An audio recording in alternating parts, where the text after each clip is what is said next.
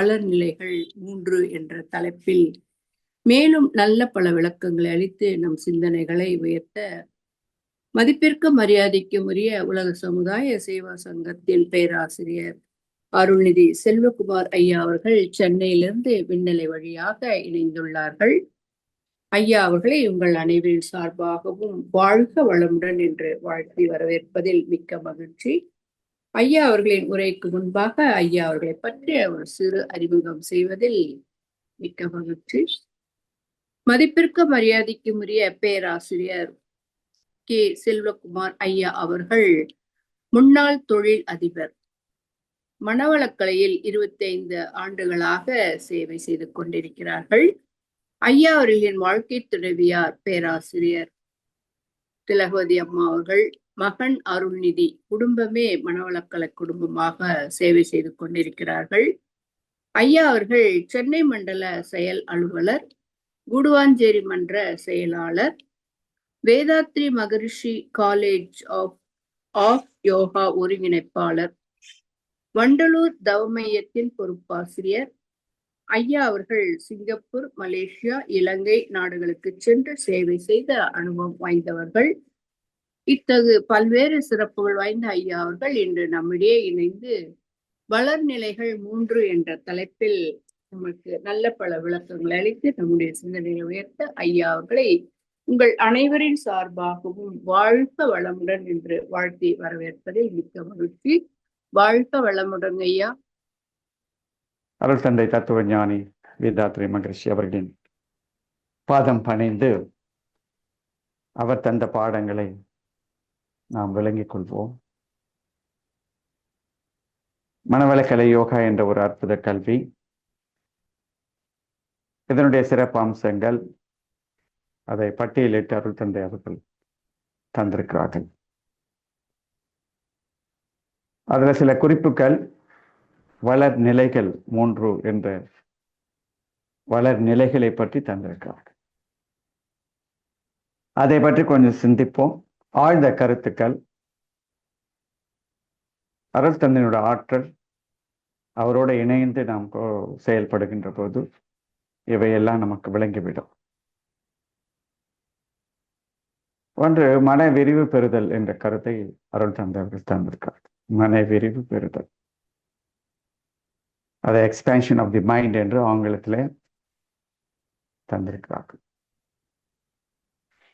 அடுத்ததா பார்த்தீங்கன்னா, எண்ணம் சொல் செயலிலே விழிப்புடன் வாழ்தல், maintaining awareness in the thought, word and deed என்று சொல்லக்கூடிய நிலைகள்.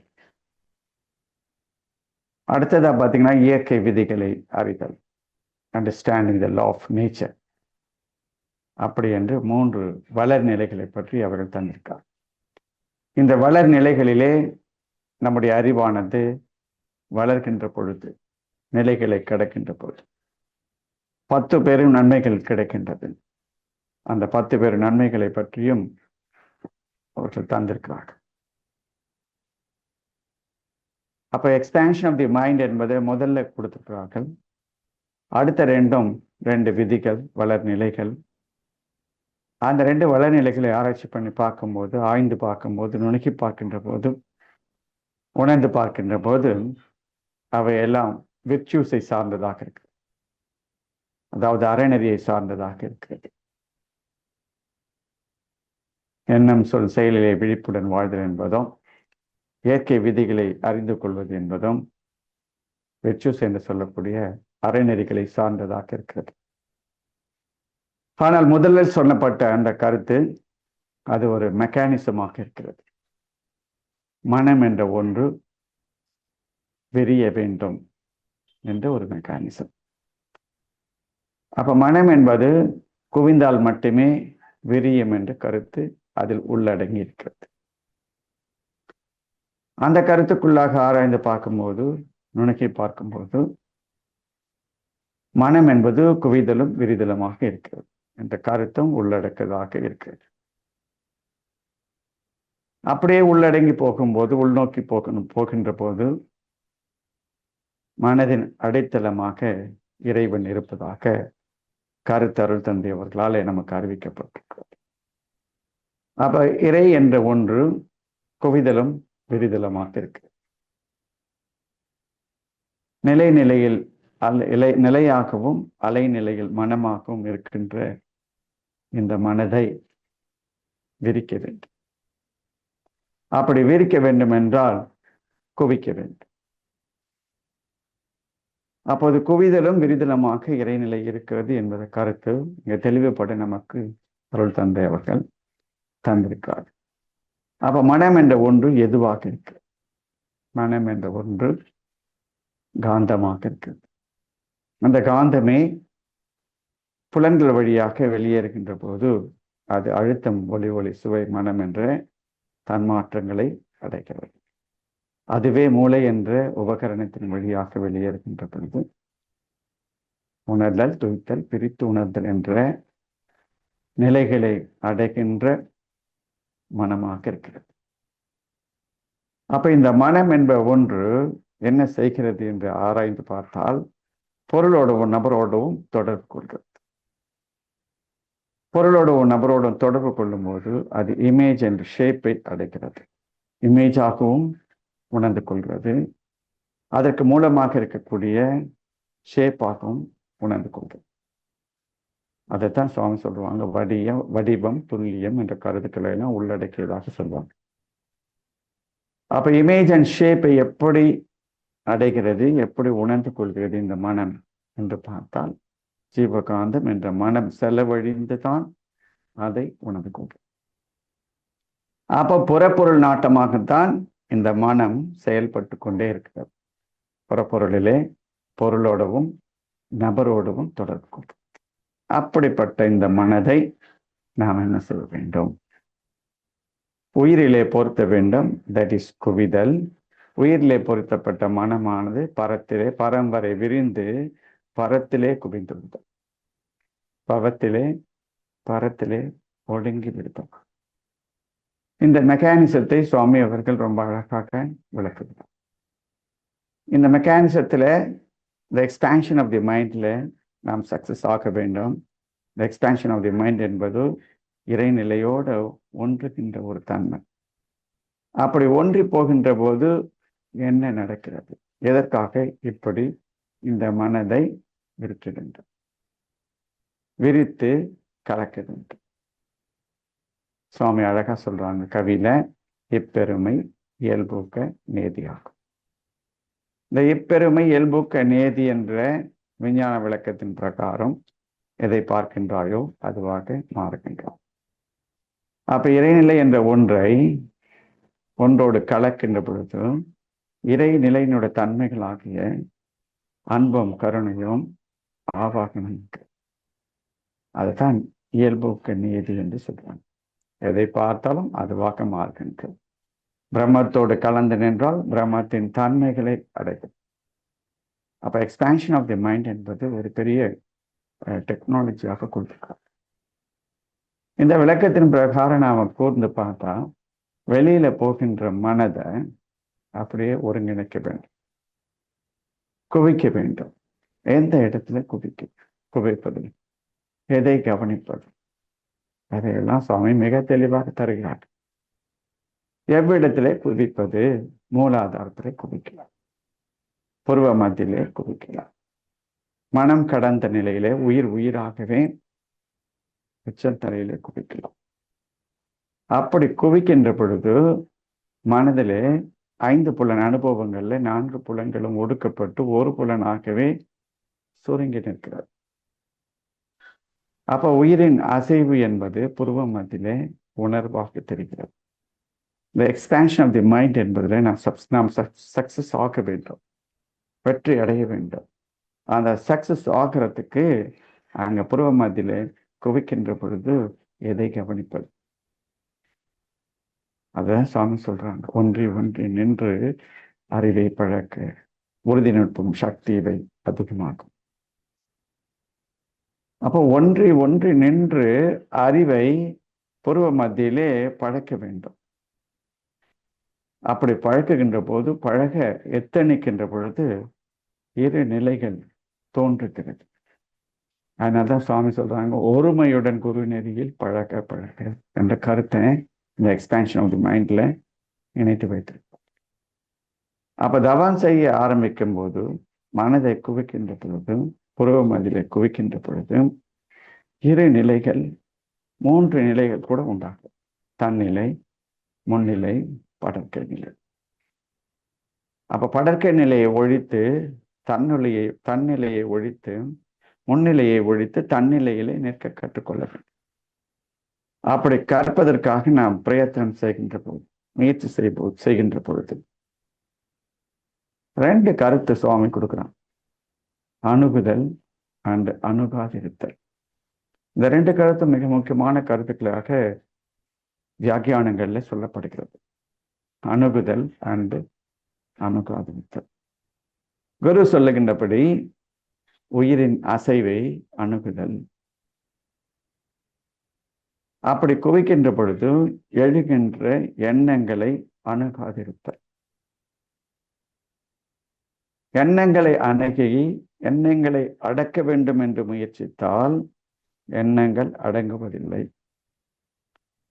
நாம் அந்த வழியில செல்வதனால் அந்த எண்ணங்கள் எழுகின்றது. அந்த அலைநீளத்தில் செல்வதனால் எண்ணங்கள் எழுகின்றது. அப்பொழுது எண்ணத்தை அடக்க வேண்டும் என்று நினைக்கின்ற போது எண்ணம் எழுச்சி பெற்று காலதூர பருமன் வேகம் என்ற நிலையிலே செயல்பட்டு விடுகின்றது. மகேஷ் சொல்வான், மனதின் இயக்க சிறப்பு எண்ணம் என்று சொல்லுவார். அப்போ எண்ணத்தோடு எண்ணத்தை அடக்க வேண்டும் என்ற நிலையில நாம் எத்தனித்தால் எண்ணம் எழுச்சி பெற்று அது சொல்லாகி செயலாகி விளைவாக மாறிவிடும். அப்பொழுது எண்ணத்தை அணுகாதிருத்தல் வேண்டும். அப்பொழுது எதை அணுக வேண்டும்? உயிரின் அசைவை அணுக வேண்டும். அப்போது கூட நம்ம தியானம் பண்ணுகின்ற பொழுது இந்த குவிதல் நிலையில புருவ மத்திய அசைப்போம், கண்களை அழுத்துவோம். இதெல்லாம் புலன் இயக்கம். இதையெல்லாம் கடந்து மன இயக்கத்துக்கு வர வேண்டும். மனம் புருவ மத்தியிலே உயிரின் அசைவை கவனிக்க வேண்டும். அதுதான் சொல்றாங்க சுவாமி. ஒன்றி ஒன்றி நின்று அறிவை பழக்க வேண்டும். பொறுமையுடன் குரு நெறியில் பழக. அப்ப பன்னிலை கடக்க வேண்டும், முன்னிலை கடக்க வேண்டும், தன்னிலையில நிற்க வேண்டும். அதுதான் present. That present is meditation. அந்த பிரசன்ட் என்ற பாதை மிக நுண்ணியதாக இருக்கிறது, மிகவும் நுண்ணியதாக. அந்த நிலையிலே நிற்க கற்றுக்கொண்டால் விரிய ஆரம்பிக்கும். விரிய ஆரம்பிக்கின்ற பொழுது இந்த புற உலகை கடந்து பிரம்மத்தோடு ஒன்றிவிடும். அப்படி பிரம்மத்தோடு ஒன்றுவதற்கு, இல்லை பிரம்ம லயமாவதற்கு, பிரம்மத்தின் தன்மைகளை அடைவதற்கு கீழே இருக்கு அடுத்து சொல்லப்பட்ட 2 கருத்துக்கள், 2 வளர்நிலைகள். எண்ணம் சொல் செயலிலே விழிப்புடன் வாழ்தல், இயற்கை விதிகளை அறிதல். இவை 2ம் அந்த மெக்கானிசத்துக்கு, அந்த செயல்பாட்டுக்கு, அந்த விரிவாக செயல்படுகின்ற தன்மைக்கு இவை 2ம் உதவியாக இருக்கும். அப்பொழுது எண்ணத்திலும் சொல்லிலும் செயலிலும் எப்பொழுதும் விழிப்புடன் வாழ்தல் என்ற கருத்தை சுவாமி சொல்றாங்க. அப்ப துரியாதீதம் என்ற அந்த எக்ஸ்பேன்ஷன் ஆஃப் தி மைண்ட்ல சக்சஸ் ஆவதற்கு இந்த 3ம் மிகவும் அடிப்படையாக இருக்கு. எண்ணத்திலும் சொல்லிலும் செயலிலும் விழிப்புடன் பார்த்தல். அதனால்தான் சுவாமி அவர்கள் துரியத்தில நமக்கு அகத்தாய்வை இணைத்து வைத்திருந்தார். எண்ணத்திலும் சொல்லிலும் செயலிலும் விழிப்பாக வாழ்வதற்காக, செயல்படுவதற்காக அந்த இடத்துல பிளாட்ஃபார்ம். அது துரியம் என்பது ஒரு பிளாட்ஃபார்ம். இந்த விஸ்டத்தை நோக்கி செல்லுகின்ற ஒரு பாதைக்கான ஒரு பிளாட்ஃபார்ம். அந்த பிளாட்ஃபார்ம்ல தான் தன்னிலை விளக்கத்தை தருகிறார்கள். அங்கதான் சுவாமி சொல்ற கருத்து மிகவும் உன்னதமா. சுவாமி எப்படி இதை அறுதிட்டு சொல்றாங்க? உலக அமைதிக்கு this is the one and only way என்று சொல்வார். அப்ப இந்த ஒன் அண்ட் ஒன்லி வே என்று சொல்லும் பொழுது எப்படி இதை அறுதிட்டு சொல்கிறார்கள் என்றால், எண்ணம் சொல் செயலிலே விழிப்போடு வாழ்ந்தால் பிரம்மத்தோடு இணைய முடியும். பிரம்மத்தினுடைய தகமைகளை ஆவாகனமாக பெற முடியும். அந்த ஆவாகனத்தினால வந்த விளைவு தன் மீது அன்பு கருணை, குடும்பத்தை சார்ந்தவர்கள் மீது அன்பு கருணை, தனி மனிதன் மீது அன்பு கருணை, சமுதாயத்தின் மீது அன்பு கருணை என்ற இறை தன்மைகளை அடைய முடியும். அப்ப எண்ணம், சொல், செயல் என்ற இந்த மூன்றை வைத்துத்தான் தனி மனிதன் சமுதாயத்தோடு தொடர்பு கொள்கிறார். அப்படி தொடர்பு கொள்ளும் போது விழிப்புடன் வாழ்தல். விழிப்புடன் வாழ்தல் என்றால் என்ன? நல்லா கூர்ந்து நோக்கி பார்த்தால், வேதாத்திரியத்தை கூர்ந்து நோக்கி பார்த்தால் பல இடங்களிலே சுவாமி அவர்கள் இந்த விழிப்பு நிலைக்கு விளக்கம் தருவார்கள். ஒரு இடத்துல அவர்கள் தருகின்ற விளக்கம், இந்த புலன்கள் வழியாகத்தான் நாம் தொடர்பு கொள்கிறோம், நபரோடவும் பொருளோடவும். அப்படி பொருளோடவும் நபரோடவும் தொடர்பு கொள்ளும் போது இந்த புலன்கள் கெடக்கூடாது. யாரோடு எந்த பொருளோடு தொடர்பு கொள்கின்றோமோ அவையும் கெடக்கூடாது. அப்படி வாழ்கின்ற ஒரு தன்மை விழிப்புத்தன்மை. அந்த விழிப்புத்தன்மையில வாழ்வதற்கு முக்கால ஞானம் நமக்கு இருக்கிறது என்று சுவாமி அறுதிட்டு சொல்லுவாங்க. முற்கால அனுபவம், தற்கால சூழ்நிலை, பிற்கால விளைவு, இதை மூன்றையும் வைத்து எண்ணத்திலும் சொல்லிலும் செயலிலும் விழிப்புடன் வாழ்தல். அப்ப எண்ணம் என்ற ஒன்றை பற்றி அதில் மிக தெளிவாக தருகிறார்கள். எண்ணம் என்பது என்ன? என் பிளஸ் அம் எண்ணம். என் என்றால் நியூமெரிக்கல், அம் என்றால் இறைநிலை. என் என்றால் நியூமெரிக்கல், அம் என்றால் இறைநிலை. அந்த எண் என்பது காலக்கணக்கு. காலக்கணக்கு. அந்த கணக்கிலே பல்வேறு விதமான வியாக்கியானங்களை அதில் தருகிறார். இப்ப எண்ணம் என்பது எங்கிருந்து புறப்படுகிறது? அது எங்கிருந்து அங்கு வந்து சேர்ந்தது? புலன்களை பயன்படுத்துகிறோம். ஜீவகாந்தத்தை செலவு செய்துதான் புலன்கள் அழுத்தம், ஒளி, ஒளி, சுவை, மனம் என்ற தன்மாற்றங்களை அடைகிறது. புலன்கள் வழியாகத்தான் அவற்றை அடைகிறோம். அப்பொழுது புலன்களிலே பதிகிறது. அது மசில் மெமரியாக இருக்கிறது. அதுவே மூளையிலே பதிகின்ற போது அது பிரெயின் மெமரியாக மாறுகிறது. ஜீவகாந்த களத்திலே பறந்து விரிந்து ஓடி மூலாதாரத்திலே தரப்பதிவாகவும் பதிவிட்டு. அப்ப சுவாமி சொல்ற அந்த விஞ்ஞான கருத்து, எண்ணம் எழும் இடம் ஒரு புள்ளி, அது இயங்கி முடியும் இடம் அகண்டாகும். அப்ப எங்கிருந்து எண்ணம் புறப்படுகிறது என்று பார்த்தால் மூலாதாரத்தில் புறப்படுகின்றது. அப்ப அணுகுதல், அணுகாதிருத்தல் என்று 2 ஆஸ்பெக்ட்ல நாம் சிந்திக்கின்ற பொழுது எண்ணத்தை அணுகாதிருக்க வேண்டும். புருவ மதிலே தோன்றுகின்ற உயிரின் அசைவை அணுக வேண்டும். உயிரின் அசைவை அணுகிவிட்டால் உறுதியும் நுட்பமும் சக்தியும் உண்டாகிறது. ஒன்றி நின்று அறிவை பழக்க உறுதி, நுட்பம், சக்தியை அதிகமாகும். ஆனால் நாம் எண்ணத்தை அடுக்கத்தான் எத்தனைக்கிறோம். இன்னொரு ஆக்சஸ்ல நாம் அணுகுவது புலப்படவில்லை. சுவாமி சொல்றாங்க ஒரு இடத்துல, உங்களுக்கு தவம் கிடைக்கவில்லை என்று கருத வேண்டாம். தவத்திலே நீங்கள் வெற்றி அடைந்திருக்கிறீர்கள். ஆனால் அது எந்த அளவு என்பதை கணிக்க முடியாது. இன்றைக்கு 1 நிமிடம், இன்றைக்கு 1 நொடி, நாளைக்கு 2 நொடி, அப்படி தவத்தினுடைய வலிமை கூடுகின்றது என்று கருத்து சொல்றார். அப்ப இந்த மனதை குவிக்க வேண்டும். அப்ப எண்ணத்தை அணுகாதிருத்தல் வேண்டும். புருவ மதிலே குவித்து பழகிவிட்டால், ஏனென்றால் இந்த கிராவிட்டி என்பதே குவிதலும் விரிதலுமாகத்தான் இருக்கு. இறைநிலை என்பதே குவிதலும் விரிதலுமாகத்தான் இருக்கு. அப்போ இந்த எண்ணத்தை எண்ணமே யோகமாக இருத்தல், எண்ணத்தில் எண்ணமாக இருப்பதே யோகம். அப்போ புருவ மத்தியில டுவெல் இல்லாம சிங்குலராக அந்த உயிரின் அசைவை கவனிக்க தொடங்கினார். அது விரிதலை அடைகிறது. விரிதல் என்ற ஒரு நிலைக்கு மேல் நோக்கு வேகம் உண்டாகிறது. விரிதல் என்ற நிலையில பார்த்தோம்னா எந்த அளவுக்கு விரியும்? இந்த உலக அளவுக்கு விரியுமா? உலக அளவுக்கு விரியும். இல்லை இந்த கோள்கள் அளவுக்கு விரியுமா என்று பார்த்தால் கோள்கள் அளவுக்கும் விரியும்.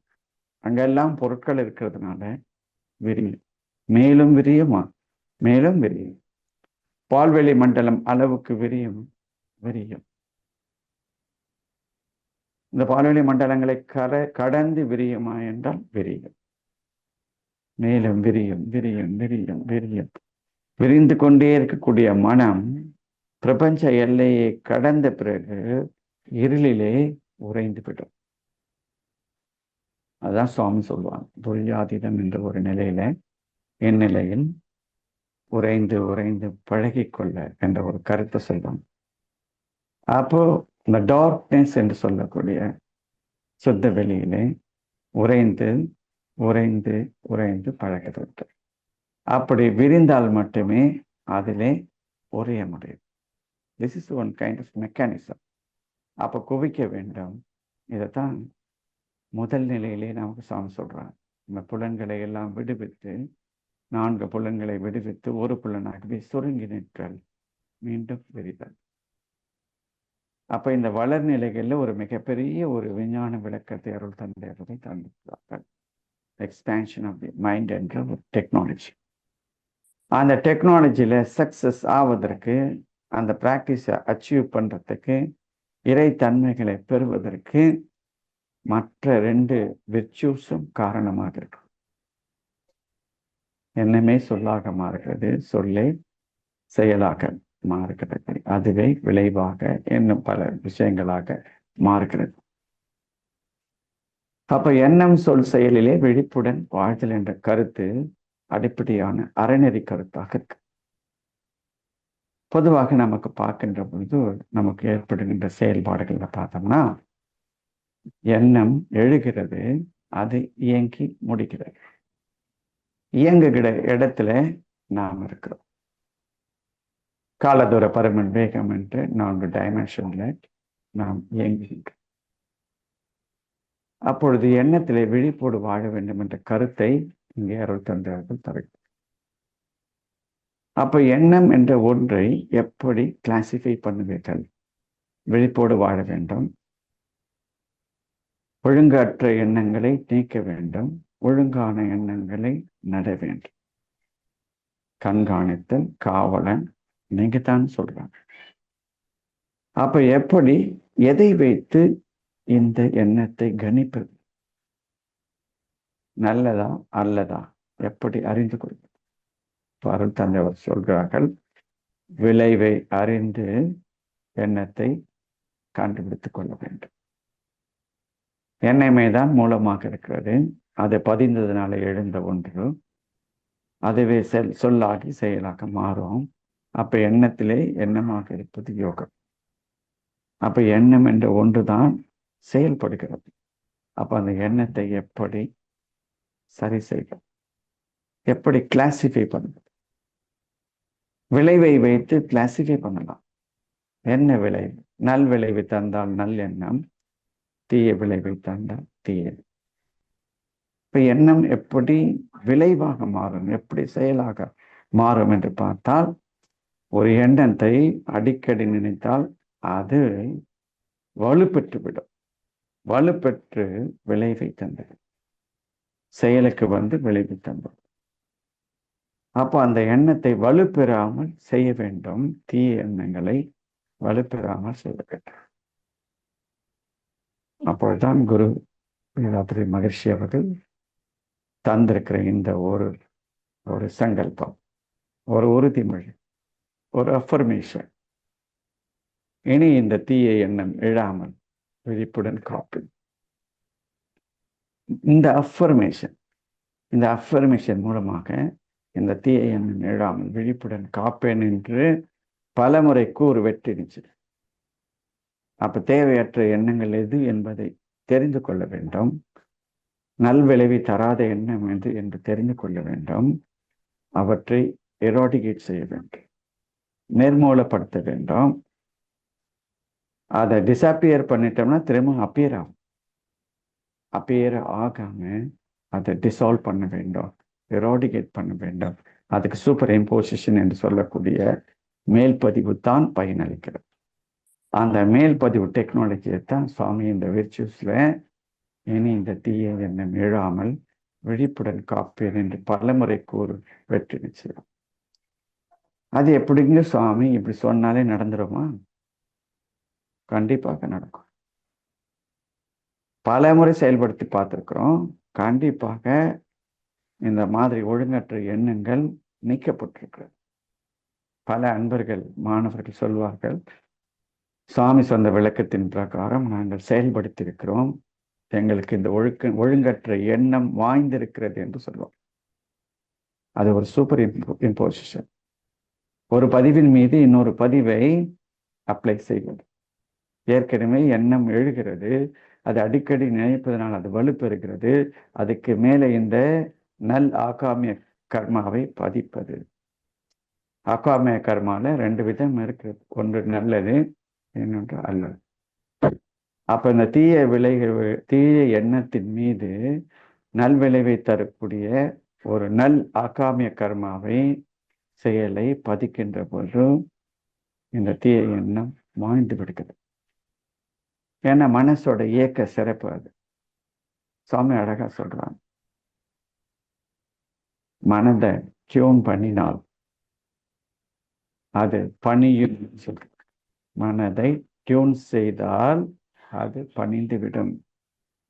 அப்ப மனதை டியூன் செய்வது தவத்திலே இருக்கிறது. தவத்தினால் கிடைத்த சக்தி அது பணிகின்றது. அப்ப இந்த எண்ணம் எழாமல் காப்பேன் என்று பல முறை ஆழ் மனதுக்கு தருகின்ற பொழுது அந்த எண்ணம் மாய்ந்து விடுகிறது. எண்ணமே எழவில்லை என்றால், தீய எண்ணமே எழவில்லை என்றால் அது எப்படி சொல்லாக செயலாக மாறும்? அப்போ நம்முடைய எனர்ஜியை, நம்முடைய சக்தியை நல்ல எண்ணத்திலே பழக்குகின்ற போது சாமி அழக சொல்லலாம், நல்ல எண்ணங்களை தேடி கண்டுபிடித்து நட கற்றுக்கொள்ளுங்கள், கல்டிவேட் பண்ண கற்றுக்கொள்ளுங்கள். இந்த கல்டிவேட் பண்ணி அதையே நினைத்திருங்கள். நினைக்கின்ற போதுதான் அது வலுவாக மாறும், எக்ஸிக்யூட் ஆகும். அப்ப நாம எண்ணுகின்ற எண்ணங்கள் எக்ஸிக்யூட்டை நாம் தான் செய்தாக வேண்டும். நாம் எண்ணுகின்ற உயிரிய எண்ணங்கள் மற்றவர்கள் மூலமாக கூட செயலுக்கு வந்துவிடும். ஆனால் நமக்கு அது பயன்பட வேண்டும். தொழிலிலே, பொருளாதாரத்திலே, அறிவிலே, ஆன்மீகத்திலே வெற்றி அடைய வேண்டும் என்றால் தனி மனிதனுக்கு அந்த உயிரிய எண்ணம் இவனுடைய எண்ணத்தினாலே அது சக்சஸ் ஆகுது. அப்போ அது அந்த எண்ணத்தை எக்ஸிக்யூட் பண்ணணும். அந்த எக்ஸிக்யூஷன் தான் சுவாமி சொல்றாங்க, அகத்தாய்வில் சொல்லுவாங்க, அணுகுமுறை, திட்டமிடுதல், அணுகுமுறை, சாதித்தல், இப்படி பல சட்டங்களை தருவார். அப்ப எண்ணமே சொல்லாக செயலாக மாறுகிறது. எண்ணம் சொல் செயலிலே விழிப்புடன் வாழ்தல். இப்படி விழிப்புடன் வாழ்ந்தால் செயல் தூய்மை. இந்த செயல் தூய்மை தான் துரியாதீதத்துல வெற்றி அடைவதற்கான அடிப்படையான ஒரு எபிலிட்டிஸ். அழகா சொல்றாங்க சுவாமி, வினை தூய்மையும் மன தூய்மையும் துரியாதீதத்திலே வெற்றி அடைவதற்கான ஒரு அடிப்படை தகுதி என்று சொல்வார். பேசிக் குவாலிஃபிகேஷன் கூட வச்சுக்கலாமே. அப்ப அந்த வினை தூய்மையும் மன தூய்மையும் எப்படி அடைவது? இந்த எண்ணம் சொல் செயலிலே வெளிப்போடு வாழ்கின்ற தன்மை தான் அந்த வினை தூய்மையும் மன தூய்மை. மனசுல தூய்மை ஏற்பட்டுவிட்டால் வினை தூய்மை சரியாக நிகழ்கின்றது. அந்த வினை தூய்மையை வைத்து அச்சீவ் செய்ய முடிகிறது. மன தூய்மையை வைத்து இந்த எபிலிட்டிஸை, இந்த குவாலிட்டிஸை வைத்து இறைநிலையோடு இணைந்து பழக முடிகிறது. அப்படி பழகினால் மட்டுமே, ஒன்றி ஒன்றி நின்று பழகினால் மட்டுமே, உறைந்து உறைந்து உறைந்து அந்நிலையில் பழகி கொண்டால் மட்டுமே இறைத்தன்மைகள் இந்த மனிதனிடத்திலே ஆவாகனமாகிறது. அது அழகா சொல்றாங்க சுவாமி. அன்பும் கருணையும் உடையவனாக நீ வாழ்வாய். அப்ப இந்த வளர்நிலைகள், இந்த எக்ஸ்பேன்ஷன் ஆஃப் தி மைண்ட்ல அதுல சக்சஸ் ஆவதற்கு, வெற்றி அடைவதற்கு அடிப்படையான ஒரு எபிலிட்டி எதுன்னு பார்த்தோம்னா எண்ணம் சொல் செயலிலே விழிப்புடன் வாழ்தல். அப்போ ஒழுங்கற்ற எண்ணங்களை எப்படி மாய்ப்பது என்றால் அதற்கான உறுதியான சங்கல்பம், சைக்கலாஜிக்கல் ட்ரீட்மெண்ட் எதுன்னு பார்த்தோம்னா இனி இந்த எண்ணம் எழாமல் விழிப்புடன் காட்டு. அப்ப அந்த எண்ணத்தை அதன் பிரகாரம் செய்துவிட்டால் விழிப்போடு வாழ முடியும், வெற்றி அடைய. அப்ப கருத்து, அடிப்படையான கருத்து இந்த 3 கருத்து. 3வது கருத்தை தான் சொல்றார் சுவாமி. இயற்கை விதிகளை அண்டர்ஸ்டாண்ட் பண்ணிக்கொள்ளும், அறிதல், உணர்தல், எப்படி விட வச்சுக்கலாம். அறிதல் முதல்ல, understanding of law of nature என்னன்னு பார்த்தீங்கன்னா அகிம்சா. அதை தான் சுவாமி தவத்தில் நமக்கு இணைத்து வைத்திருக்கிறார். நான் எனது வாழ்நாளில் யாருடைய உடலுக்கும் மனதுக்கும் துன்பம் தர மாட்டேன் என்ற 2-fold கல்ச்சரை இணைத்து வைத்திருக்கிறார். ஏன் சுவாமி தவம் செஞ்ச பிறகு வச்சிருக்கிறீங்க அப்படின்னு ஆராய்ச்சி பண்ணி பார்த்தா அவங்க சொல்ற கருத்து, தவத்திலே நீ நுணுகி போகின்றாய், இறைநிலை உடைய தன்மை அளவுக்கு நீ ஒடுங்கி இருக்கிறாய். அந்த நேரத்திலே இறைத்தன்மை உடையவனாக, மன வலிமை பெற்றவனாக இருக்கிறார். தவம் முடிந்த நிலையில அதே மனதின் திறத்தோடு வாழ்த்துகின்ற போது மனதின் திறம் இறைத்தன்மையாக இருக்கிறது. அந்த திறத்தோடு இந்த வார்த்தையை வெளிப்படுத்துகின்ற பொழுது மோதுகின்ற பொருளிலே இந்த தன்மை மிளரும். அன்பும் கருணையமாகவே நின்று வாழ்த்துகின்ற போது எந்த பொருளிலே, எந்த நபரிலே மோதுகின்றதோ, எந்த நபர் மீது மோதுகின்றதோ அந்த இடத்துல இந்த தன்மையை ஏற்படுத்துகிறது. அப்ப that is understanding the law of nature. எல்லா செயலுக்கும் ஒரு விளைவு இருக்கிறது. அதுதான் சுவாமி அழக சொல்வாங்க. தன்மாற்றம், இயல்பூக்கம், கூடுதல் அறம் என்ற 3 கருத்துக்களை தருவாங்க. தன்னிலே மாற்றம் அடைவது தன்மாற்றம், இயல்பான ஊக்கம் அடைவது இயல்பூக்கம். அப்ப இறைவனோடு, பிரம்மத்தோடு இணைந்து நின்று பழகுகின்ற போது இந்த அன்பு கருணை என்ற தெய்வத்தின் தன்மைகள் இயல்பு ஊக்கமாக வருகிறது. அதுவே கூடுதல் அறமாக மாறும். இந்த கூடுதல் அறம்தான் 3வது கருத்தாக சொல்லப்பட்ட இந்த இயற்கை விதிகளை அறிதல். கருமையத்திலே என்ன விதமான பதிவுகள் பதிந்திருக்கிறதோ அதற்கேற்ற விளைவுகள் வருகிறது. எந்த செயலை செய்கின்றோமோ அதற்கேற்ற விளைவு வருகிறது. எதை அனுபவிக்கின்றோமோ அதற்கேற்ற விளைவு வருகிறது. சுவாமி சொல்லுகின்ற இந்த கருத்து இயற்கை விதிகளை அறிதல். எதை செய்கிறோமோ அதற்கேற்ற விளைவு வருகிறது. அதுவே கூடுதல் அறம். அதுவே தீதும் நன்றும் பிற தரலாம். அப்ப இந்த 2 விர்ச்சுஸ்லயும் நாம் சக்சஸ் ஆகின்ற பொழுது, அறநெறிப்படி வாழ்கின்ற போது, அந்த அறிவியலோடு வாழ்கின்ற போது அறவியல் சித்திக்கின்றது. அறவியல் சித்திக்கின்ற போதுதான் இறைவனோடு இணைய முடிகிறது. அப்ப எந்த விதங்களை இப்படி அச்சீவ் செய்கின்ற பொழுது, சக்சஸ் ஆகின்ற பொழுது, பிராக்டிஸ் பண்ணுகின்ற போது, பெர்ஃபெக்டாக பிராக்டிஸ் பண்ணுகின்ற, அதை தான் அந்த 2 கான்செப்ட்ல நம்ம ரொம்ப அண்டர்ஸ்டாண்ட் பண்ணிக்கணும். அணுகுதல், அணுகாதிருத்தல். உயிரின் அசைவை அணுகுதல், எண்ணத்தை அணுகாதிருத்தல் என்ற நிலையில பிராக்டிஸ் பண்ணும் பொழுது உயிருக்கு மூலமான பரத்தோடு ஒன்றுவிட வேண்டும். எண்ணத்தையே அணுகி கொண்டிருக்கும் போது உலகியல் வாழ்க்கையில சொல்லாக, செயலாக, விளைவாக மாறி இந்த நிலையிலே வாழ்கின்றோம். அப்ப சுவாமி சொன்ன இந்த வளர் நிலைகள் 3, இந்த வளர் நிலைகள்ல நாம் படிப்படியாக முன்னேறுகின்ற பொழுது உடனடியாக அச்சீவ் பண்ணிட முடியுமா என்று பார்த்தால் இல்லை. கொஞ்சம் கொஞ்சமாக டே பை டே இந்த பிராக்டிஸை பண்ணி அச்சீவ் பண்ணுகின்ற பொழுது இறைத்தன்மைகளை உடைய மனிதர்களாக வாழ்கின்றோம். யோக சாதனையில யமாஸ் என்று சொல்லக்கூடிய, நேமாஸ் என்று சொல்லக்கூடிய ஒரு அற்புதமான கருத்துல முதல் கருத்தே அகிம்சா தான். இந்த அஹிம்சா என்ற ஒரு கருத்து தான் சுவாமி அவர்கள் நமக்கு அற்புதமாக தருகிறார்கள். நான் எனது வாழ்நாளில் யாருடைய உடலுக்கும் மனதுக்கும் துன்பம் தர மாட்டேன் என்ற அஃபர்மேஷனை தவம் முடிந்த போது சொல்லுகின்ற போது அந்த நிலையை நாம் அடைகின்றோம். அதைத்தான் அச்சீவாக பெறுகின்றோம், அதைத்தான் அடைகின்றோம். அப்படி என்ன பலன் கிடைக்கிறது?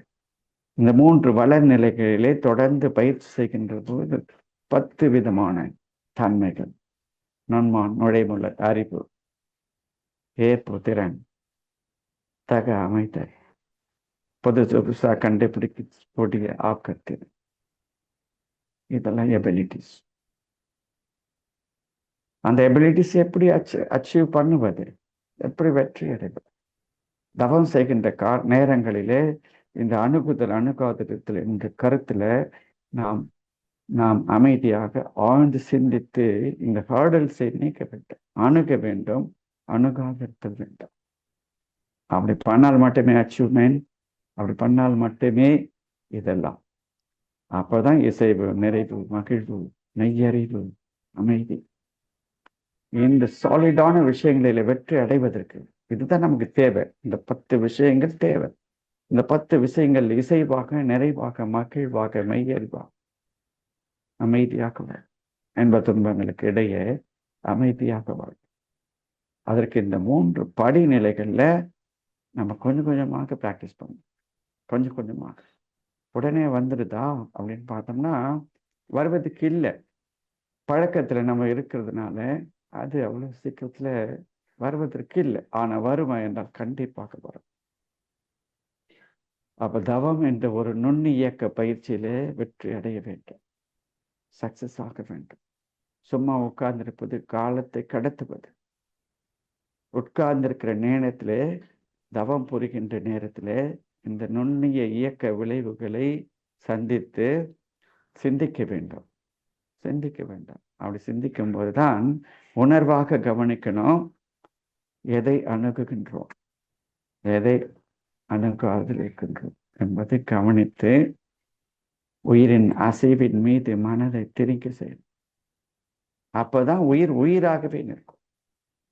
அப்படி உயிராகவே நின்றால் மட்டுமே பேருயிரோட கலத்தல் உண்டாகும். அப்படி உண்டாகின்ற போதுதான் இத்தனை சிறப்புகளும் வாய்க்கின்றது. நுண்ணிய மாண்புமிக்க புலன் கடந்த அறிவு. இந்த புலன் கடந்த அறிவு எப்படி வரும்? மனம் பக்குவப்பட்டால் மட்டுமே. அந்த வழியில டிராவல் பண்ணுகின்ற பொழுதுதான் பிரபஞ்ச ரகசியங்கள் மாண்புமிக்க அறிவாக புலப்பட்டுக்கிறார். அவங்க சொல்றாங்க, சுவாமி, அந்த பாத்துல நீ போகும்போது எந்த அதிர்வு இயக்கத்துல நீ பழகி கொள்கிறாயோ அதில் இருக்கக்கூடிய விஷயங்கள், பிரபஞ்ச ரகசியங்கள் உங்களுக்கு விளங்கி போகும். அதனால்தான் தவம் செய்யறவங்க எல்லாருக்கும் இந்த பிரம்ம ஞானம் மிக எளிதாக விளங்கி விடுகிறது. இப்பொழுதுதான் விஞ்ஞானம் இதற்கு நெருங்கி வந்திருக்கிறது. வேதாத்ரியார் இடத்திலே நெருங்கி வந்திருக்கிறது. வேதாத்ரி மகரிஷி அவர்கள் அன்றைக்கு சொன்னார்கள், நுண்ண அதிர்வு உடையதாக இந்த இருக்கிறது இந்த பிரபஞ்சம். பிரபஞ்சத்துக்கு அப்பால் இருக்கக்கூடிய சுத்த வெளியும் நுண் அதிர்வாக இருக்கிறது. இன்றைக்கு சொல்லுகிறது விஞ்ஞானம், the tiny vibration is there என்று சொல்கிறார்கள். the tiny vibration எங்க இருக்கிறது? சுத்த வெளியிலே இருக்கிறது.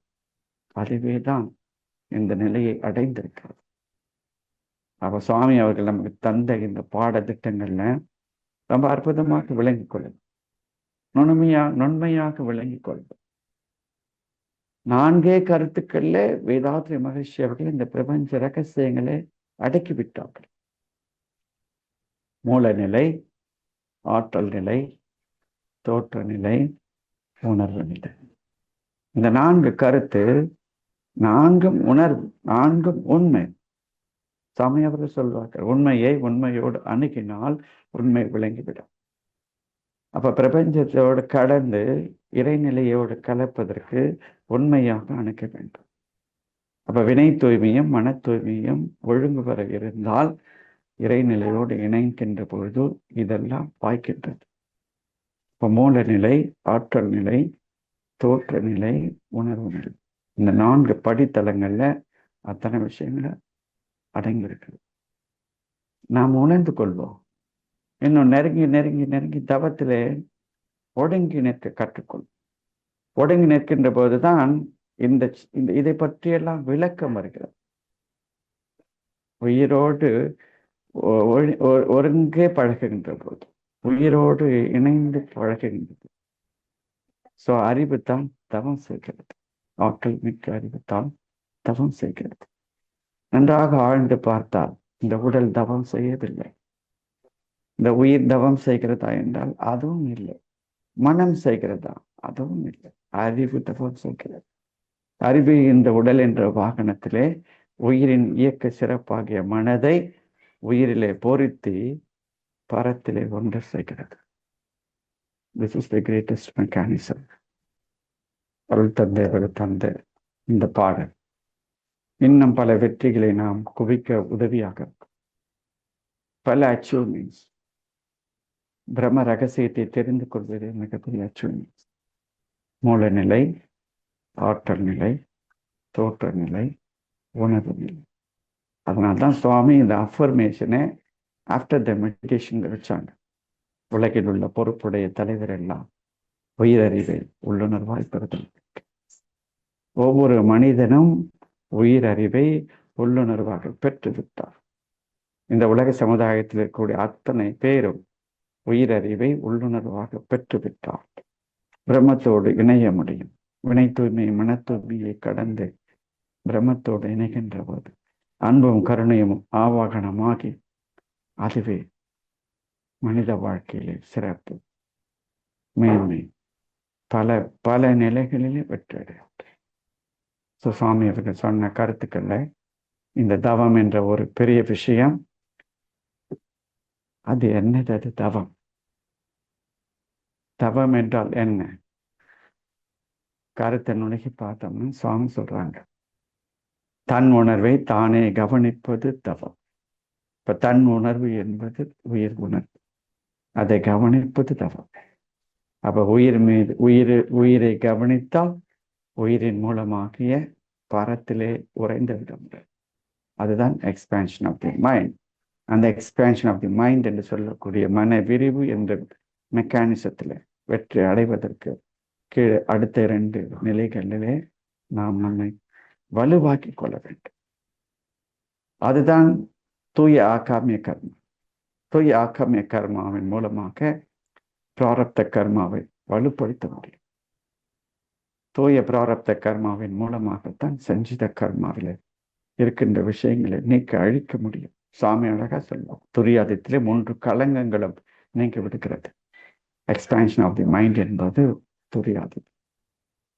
அதுல வெற்றி அடைவதற்கு அடிப்படை கருத்து, அடிப்படையான தகுதி வினை தூய்மையும் மன தூய்மை.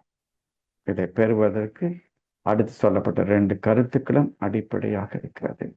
இந்த வள நிலைகளிலே நம்ம கொஞ்சம் கொஞ்சமாக மேலே வருவோம். ஒரே நேரத்தில் ஒரே நாள வந்துட முடியுமான்னா கொஞ்சம் கொஞ்சம் தான் தேய்த்தழிக்க முடியும். தேய்த்தழித்தால் மட்டுமே இந்த நிலைகளில் வெற்றி அடைய முடியும்.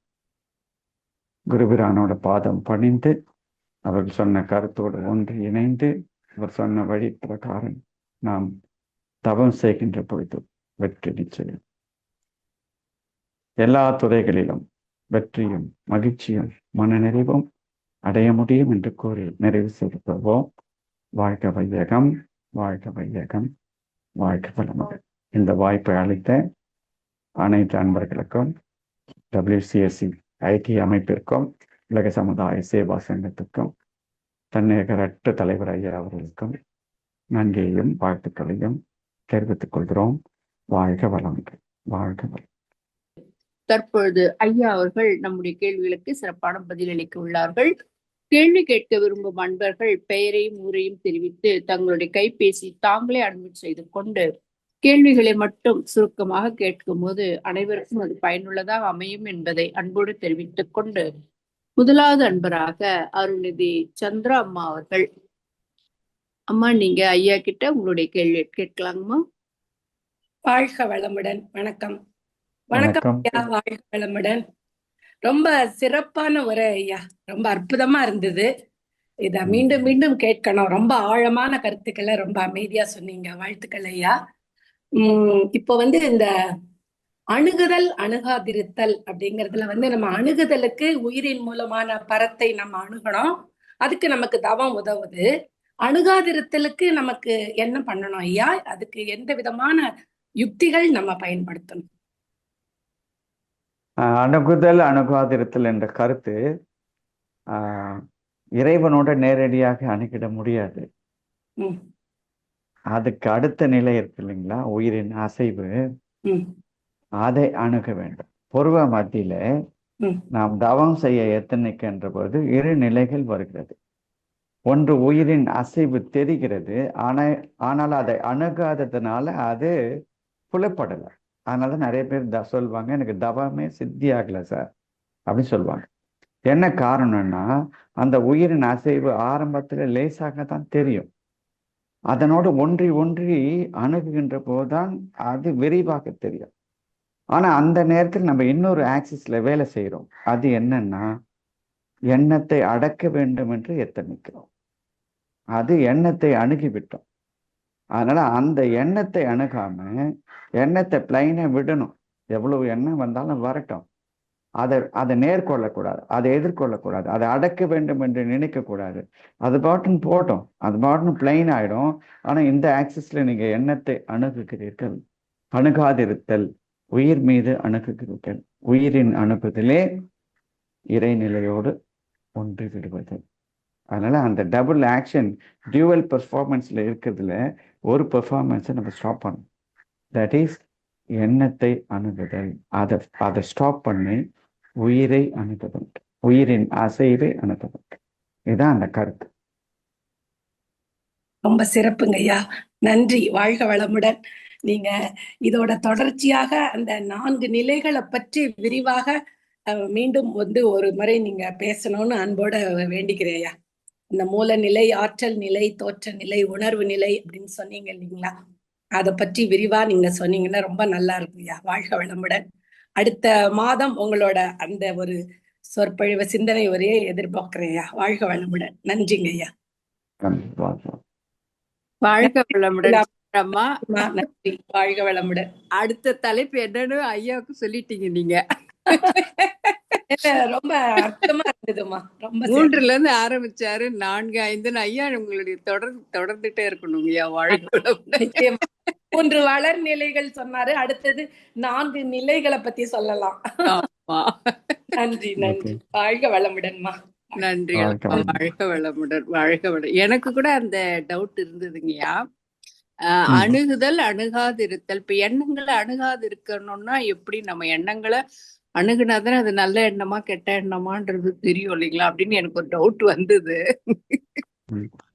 தவம் செய்யும் போது அது தேவையில்லை இல்லையா? தவம் என்பது ஒரு நுண்ணியக்க செயல். அந்த செயல்ல எண்ணத்தை ஆராய்ச்சி பண்ண வேண்டியது இல்லை. அதனாலதான் தவத்துல சுவாமி சொல்றாங்க, நீங்க தவம் செய்யும் போது ஆமா அப்புறமா ஆராய்ச்சி பண்ணுங்க. தவம் முடிஞ்ச பிறகுதானே ஆராய்ச்சி பண்ணுங்க. ஓகே ஓகே ஓகே, புரியுதுங்க.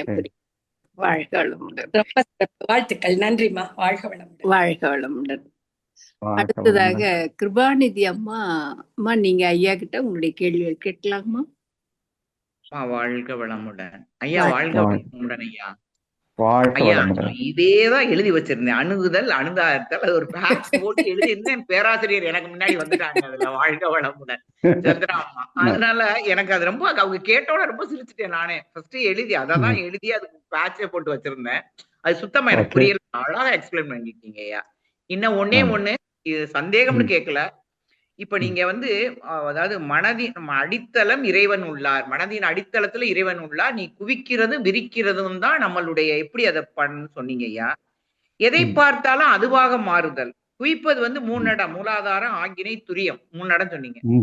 இப்ப இதுல நம்ம இந்த தன்னிலை, முன்னிலை, படற்கை நிலை இதெல்லாம் விட்டு நம்ம குவிக்கும் போது அந்த இடத்துல முழு கவனமும் செலுத்தி எந்த நேரமும் நடமாட முடியுமான்னு அது தெரியலையா. அது எப்படின்னு தெரியல. அதுதான், அது ரொம்ப நேரோவான பிளேஸ். அது தவத்துல நம்ம நுணுகி குவிப்பது என்பது ரொம்ப வெரி நேரோ. அதுல நிக்கிறதுக்கு கொஞ்சம் கடினம் தான். ஏன்னா ஸ்லிப் ஆயிடுவோம், முன்னிலைக்கும் பன்னிலைக்கும் ஸ்லிப் ஆயிடுவோம். அதனால நம்ம கொஞ்சம் அந்த நிலையிலே பழகணும். பழகணும். நின்று ஒன்றி ஒன்றி நின்று பழக வேண்டும். ஒன்றுதல் ஒன்றுதல் நிற்றல் 3 கருத்து அங்க சுவாமி சொல்லியிருக்காங்க. இப்போ ஒன்றாம வெளியில வந்துருவோம், ஆனா திரும்பவும் ஒன்ற வேண்டும். அப்புறம் நிற்க வேண்டும், ஸ்டே ஆக வேண்டும். நின்றால் மட்டுமே அச்சீவ்மெண்ட். அப்போ கொஞ்சம் ஸ்டே பண்றது கொஞ்சம் கொஞ்சமா அந்த இடத்துல ஸ்டே பண்ணுவீங்க. அதனால்தான் அந்த அந்த வலுவுடைய ஸ்டேவாக இருக்கும், நிலைத்தலாக இருக்கும்.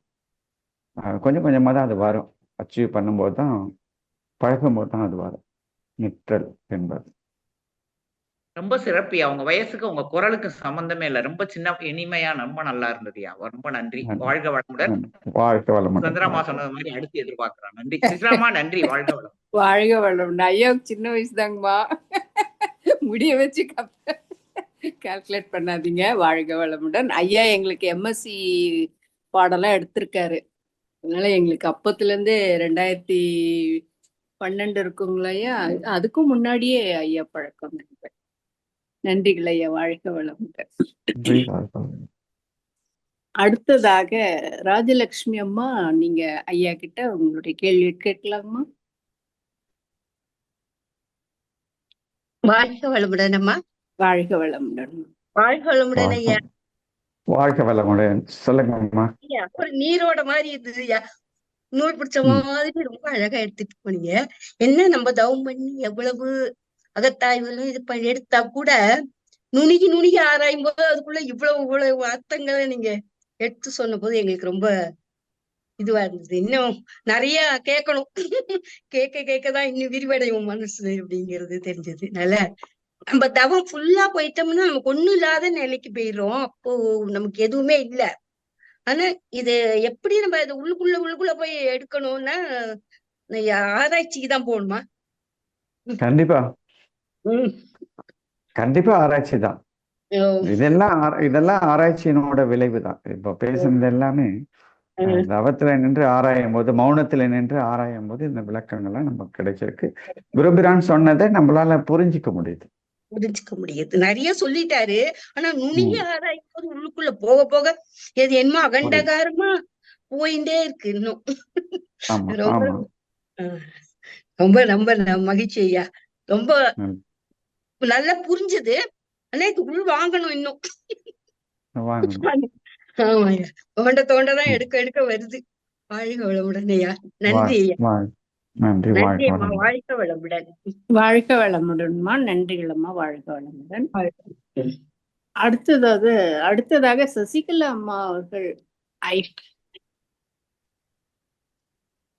அம்மா சசிகலா அம்மா, நீங்க ஐயா கிட்ட உங்களுடைய கேள்வி கேட்கலாங்கம்மா.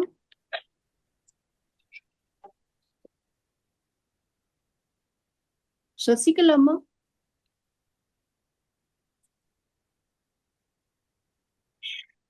மறுபடியும் ஹேண்ட் ரைஸ் பண்ணுங்கம்மா. அடுத்ததாக கவிதா கோவிந்தராஜன் அம்மா, நீங்க ஐயா கிட்ட உங்களுடைய கேள்வி கேட்கலாமா? வாழ்க வளமுடன் அம்மா. வாழ்க வளமுடன் ஐயா. வாழ்க வளமுடன் ஐயா. ஒரு எண்ணத்தை திரும்பி திரும்பி யோசிக்கும் போது அந்த எண்ணம் வலுவடையும் சொன்னீங்க. அந்த எண்ணத்துல இருந்து நம்ம எப்படிங்க வெளியே வர்றது? ஒரு கெட்ட எண்ணமாவட்டும் நல்லது பழிக்குங்க இல்லையா? திருப்பி திருப்பி யோசிச்சா கெட்டதுல இருந்து எப்படிங்க வெளியே வர்றது? அதுக்குதான் சங்கல்பம். இப்போ நீங்க விளைவை கண்டுபிடித்து விட்டால் அதை பொறுத்துதான் அது நல்லதா தீயதா என்று கண்டுபிடிக்க முடியும். எண்ணத்தால் தான் ஆராய முடியும். ஆராயும் போது அது விளைவு நல்லது என்று கணித்து விட்டால் அதை அடிக்கடி நினைத்து வலுப்பெற செய்ய வேண்டும். ஏன்னா அப்பதான் அது சொல்லாக்க செயலாக்க மாறும். அதே மாதிரி தான் தீயதும் கூட. ஆனா அந்த விளைவு நமக்கு பிரயோஜனம் இல்லை. அதனால அதை மாய்க்க வேண்டும். மாய்ப்பதற்கு சூப்பர் இம்போசிஷன். சூப்பர் இம்போசிஷன் தான் மேல் பதிவு. அந்த மேல் பதிவு தான் இந்த நல்ல எண்ணத்தை அதன் மீது பதிவிடுதல். இனி இந்த தீய எண்ணம், இனி இந்த எண்ணம் எழாமல் விழிப்புடன் காப்பேன் என்ன ப்ரொடெக்ட் பண்றீங்க பாத்தீங்களா? அந்த சங்கல்பம் தான் அந்த தீய எண்ணை மாற்றும் சக்தி. அப்போ தவம் செஞ்ச பிறகு நல்ல பவர்ஃபுல்லா இருக்கும்போது, இல்ல அடிக்கடி இந்த எண்ணம் வரும்போது, ஏதோ தீயது வரும்போது நாம் மனசுக்குள்ள சொல்லணும், அஃபர்மேஷனை பண்ணணும். இனி இந்த எண்ணம் எழாமல் விழிப்புடன் காப்பேன் என்று பல முறை சொல்ல வேண்டும். சொல்ல சொல்ல அச்சீவ்மெண்ட், சொல்ல சொன்னதான் மேல் பதிவாக இந்த நல் பதிவு பதியும். அப்ப தீய பதிவு மாண்டு விடும், தீய எண்ணம் மாண்டு விடும், தானாகவே மாண்டு விடும். இது ஒரு பெரிய டெக்னாலஜி. இது மனசுக்குள்ள ஒரு பெரிய போராட்டமா இருக்கு. நீங்க போராடிக்கிட்டே தான் இருப்பீங்க, ஒழிக்கணும் போராடிக்கிட்டே தான் இருப்பீங்க. அதனோட தொடர்பு கொள்றீங்க, அதனால ஆக்ஷனுக்கு வந்துரும். தொடர்பு கொள்ளாம நிறுத்தணும்னா இனி இந்த எண்ணம் எழாமல் விழிப்புடன் காப்பேன். அதுதான் அந்த தீய எண்ணத்தை மாற்றும் ஒரு வலுவான சங்கல்பம். இந்த சங்கல்பத்தை எழுதி வச்சுக்கோங்க. அந்த மாதிரி தேவையற்றது வரும்பொழுது இந்த மேல் பதிவு போடுங்க. இனி இந்த எண்ணம் எழாமல் விழிப்புடன் காப்பேன். நன்றி. வாழ்க வளமுடன். நன்றிகள் அம்மா, வாழ்க வளமுடன். சுசீலம்மா, ருத்ரே பேச்சாற்றல் கொஞ்சம் சொல்லுங்கம்மா. நான் எழுதல. ஓகே கொஞ்சம் ஞாபகம். ஓகே, நன்றிகள் அம்மா. நன்றிகள் ஐயா. வாழ்க வளமுடன். நன்றி. வாழ்க வளமுடன். வாழ்க வளமுடன். அடுத்ததாக சசிகலா அம்மா, நீங்க ஐயா கிட்ட உங்களுடைய கேள்வி கேட்கலாமா? வாழ்க வளமுடன் ஐயா. வாழ்க வளமுடன். சொல்லுங்கம்மா. மிக சிறப்புங்க ஐயா. உங்களுடைய இந்த உரை எங்களுக்கு ரொம்ப ரொம்ப உங்களுடைய கருத்துக்கள் எல்லாமே ரொம்ப ஒரு ஆழமான கருத்துக்களா தான் இருக்குங்க ஐயா. மகரிஷியினுடைய நம்ம புக்ல படிக்கிற விஷயங்களையே இன்னும் ஆழ்ந்து நுணுகி பார்த்து சொல்லுகின்ற ஒரு உரையாக தான் உங்களுக்கு இருக்கும். எனக்கு என்னன்னா, மனதின் அடித்தளத்தில் இறைவன் இருக்கிறான்னு சொல்றீங்க. இந்த மனம் அசைஞ்சுக்கிட்டே தானங்க ஐயா இருக்குது. அது தெளிவாகும் பொழுது, நிற்கும் பொழுது மட்டும் தானே அங்க இருக்கும் இறைவனை நாம் பார்க்க முடியும், உணர முடியும். மனம் நிற்குமானா நிற்காது. அதுதாங்க ஐயா. வரும், ஆனா நிற்குமானா நிற்காது. எப்போ நிற்கும் மனம்? இறந்து விட்டால் மனம் நின்று விடும். அதுதான் மகரிஷியன் சொல்றாரு. அதுக்குள்ள அப்ப இறைவனை எப்படி உணர்றதுங்க ஐயா? ஒல்லியாக ஒடுங்கி நிக்கணும்ன்றீங்க. ஒடுங்கி நின்னுட்டே இருந்தாலும் நீங்க சொல்ற அந்த அணுகாமல் இருக்கின்ற எண்ணம் அத அணுகிறத அசைச்சு விடுதே, அலைக்கழிக்கின்றது. அலைக்கழிக்கத்தான் செய்து. ஆனா கொஞ்சம் விழிப்பு நிலையோட வாழும்போது அந்த அந்த கிடைத்த பலன் கொஞ்சம் கொஞ்சமா கூடும். இறைத்தன்மையை உணர்ந்த ஒரு நிலைப்பாடு இருக்கு பாத்தீங்களா, அதை கணக்கிட முடியாது. அது கொஞ்சம் கொஞ்சமா கூடிடும். அதனாலதான் சிலர் சொல்லுவாங்க, தவம் பண்ண ஆரம்பிச்சாலே நான் நிலைக்கு போயிடுறேன் சார் சொல்லுவாங்க. எப்படின்னா அந்த மனமற்ற ஒரு நிலைக்கு, மனம் நுண்ணிய நிலைக்கு போயிடுச்சுன்னா அதை ஐடென்டிஃபை பண்ண முடியாது. அந்த அலக்கழிக்கிற நிலையில இருந்து நம்ம கொஞ்சம் மாற்றத்தான் வேண்டும். பதட்டம் இல்லாமல் நிதானமாக செயல்படும் திறனை வளர்த்துக் கொள்ளணும். எனக்கு இன்னும் ஒரு டவுட். இந்த நுண்மான் நுழைப்புலன், அதுக்கு இன்னும் கொஞ்சம் எனக்கு நல்ல விளக்கம் கொஞ்சம் சொல்லுங்க. நான் எழுதணும். நுண்ணிய மாண்புமிக்க அப்படின்னீங்க. நுண்ணிய மாண்புமிக்க புலன் கடந்த அறிவு. புலன் கடந்த அறிவு. நுழைதல்னா என்னங்கய்யா? நுழைப்புலன், புலன் கடந்த அறிவு. ஓகே. புலன் கடந்த அறிவு. இந்த புலன் வழியாக எதை அறிய முடியும்?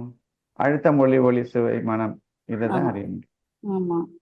இந்த புலன் கடந்த அறிவுன்னு சொல்லும் போது அசம்ஷன் இல்லை, அறிந்து கொள்வது, அசியூம் செய்வது. அசம்ஷன் வேற, கற்பனை வேற.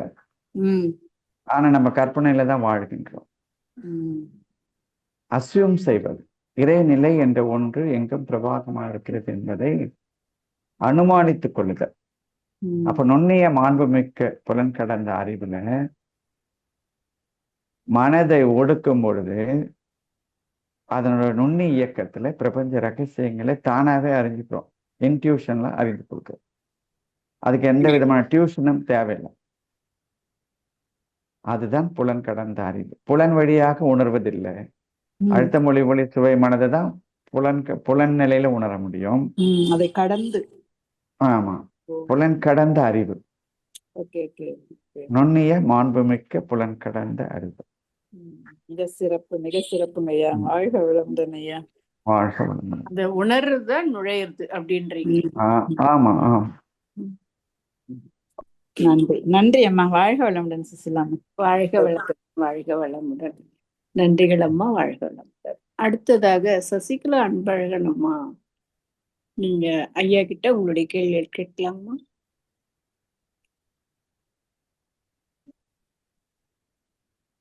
ஐயா வாழ்க வளமுடன் ஐயா. வாழ்க வளமுடன். அம்மா சுசீலாமா வாழ்க வளமுடன். வாழ்க வளமுடன்மா.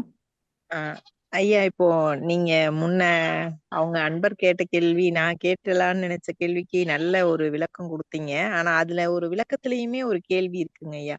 அதாவது கற்பனைகள் வேற, எண்ணங்கள் வேறையாங்க ஐயா.